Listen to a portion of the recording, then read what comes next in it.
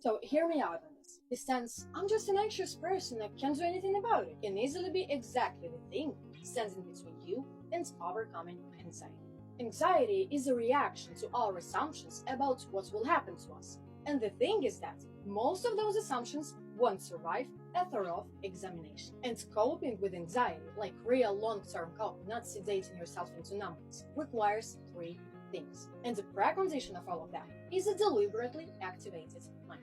And first of all, I know what I'm talking about. I know it's when your heart suddenly starts to pound so loud you can hear it, when it gets hot and your hands start shaking all of a sudden, and when a nausea comes out of nowhere.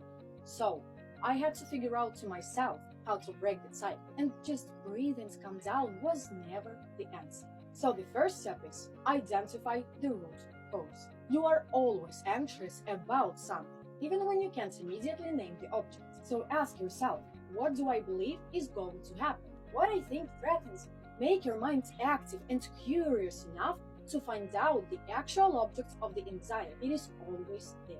The second step is to weigh those assumptions against reality. Anxiety is rarely a response to a fact, it is a response to an interpretation. So a conclusion your mind has drawn, maybe automatically, maybe without your explicit awareness. That's why all your conclusions, and especially those driving anxiety, must be tested against facts. Ask yourself, why is it true? What is the evidence? What is out there in reality that justifies that assumption? An unexamined assumption is often much more threatening than reality is, while a mind focused on facts has much less room for the kinds of catastrophizing anxiety feeds on.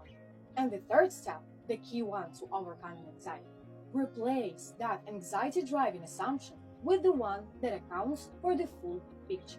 Anxiety is very selective about what facts to present to you. It surfaces your weaknesses and buries your strengths. It focuses on the worst possible outcome and blacks out everything that could go right. The assumption you replace it with doesn't need to be rainbowly optimistic. It just needs to encompass the full picture. And the full picture tends to be much less menacing than the piece anxiety itself. Okay, this is not easy. Focusing is never automatic. But to focus or not, to think or not, is the most fundamental choice a person can make. And the impulse when you are anxious is to go exactly in the opposite direction. To evade, to distract, to let the spiral run. This is the path of least resistance. And it is also the path that keeps shattering your nervous system. So you are not just an anxious person. If you are anxious, you are always anxious about something. And big chances are that something can be found, examined, and reviewed.